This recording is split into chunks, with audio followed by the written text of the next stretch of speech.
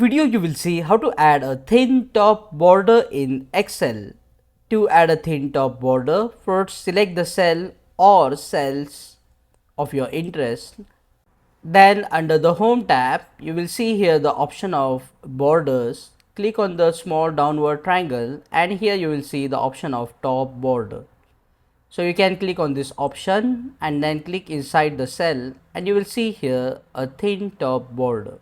You can also select the same cells and go to the line style, and if you want double line or a dash line, you can select it from here and then click on the borders box again, and this will apply thin dotted border to the cells that you have selected. Click on that like button, comment below and let me know if this video solved your problem. And don't forget to check out these useful videos if you want to learn Excel quickly. See you again in the next one.